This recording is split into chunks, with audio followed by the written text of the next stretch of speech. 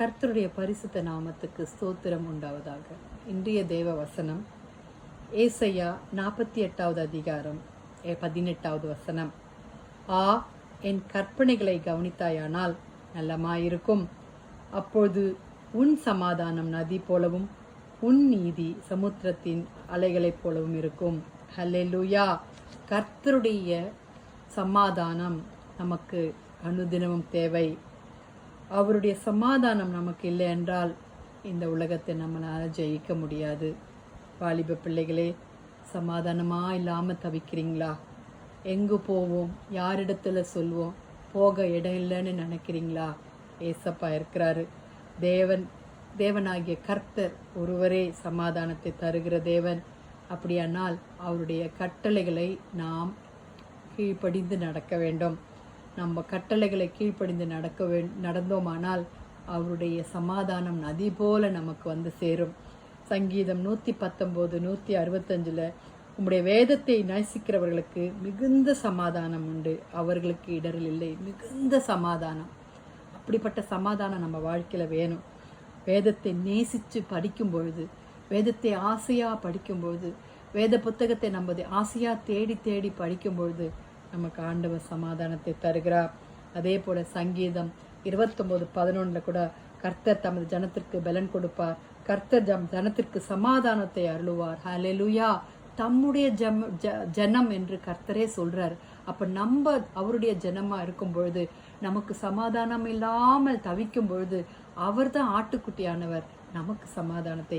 இந்த இரட்சகர் ஏசப்பா இந்த உலகத்திற்கு வரும் பொழுது தேவ தூதர்கள் சொல்றாங்க, உலகத்திற்கு சமாதானம்.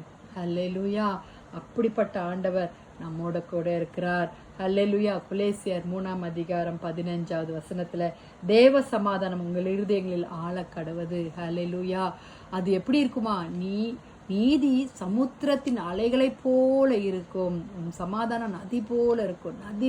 நதி அமைதலா போகும். ஹல்லேலூயா. அப்படிப்பட்ட சமாதானத்தை கர்த்தர் நமக்கு தர இருக்கிறார். ஹல்லேலூயா. ஏசப்பாவுக்கு நம்ம கீழ்ப்படிஞ்சு நடக்கணும்னா அவர் நம்ம அமைதிப்படுத்தி நம்ம நடத்துவார். ஹல்லேலூயா. அமைதியான வாழ்க்கையை தருவார். அவர் நம்ம எப்பவுமே நம்ம ஆட்களை நம்பியோ மனுஷர்களை நம்பியோ, ஐயோ எனக்கு இது நடந்துருச்சே, எனக்கு இது போயிடுச்சே, இது அமையலையே, இது சேரலையே, அப்படிலாம் நினைக்காதீங்க. உங்களை தனிமைப்படுத்துறாங்களா, நீங்க எல்லாராலும் புறக்கணிக்கப்பட்டவர்களா இருக்கிறீங்களா? ஏசப்பா இருக்கிறாரு.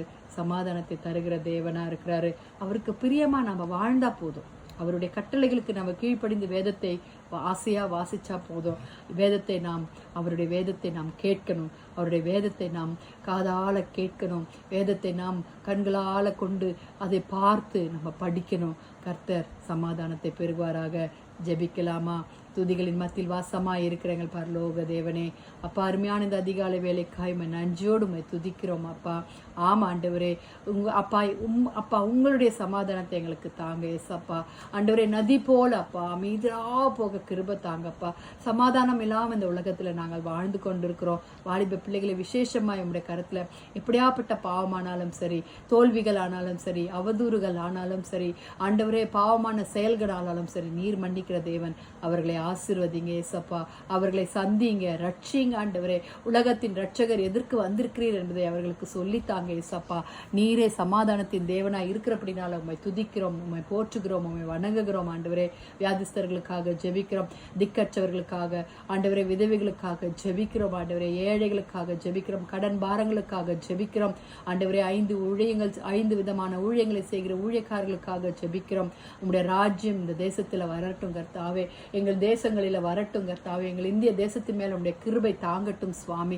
சமாதானத்தை இந்த தேசத்தின் மேல காண செய்வீராக அப்பா. ஏற்ற வேளையில கர்த்தாவே சமாதானத்தை தந்து ஒவ்வொருவரையும் அரவணைத்து வழிநடத்துவீராக. துதிக நமக்கு உமக்கே செலுத்துகிறோம். இயேசுவின் மூலம் ஜெபம் கேளும் பிதாவே. ஆமேன், ஆமேன். Have a blessed day my dears. Thank you. God bless you.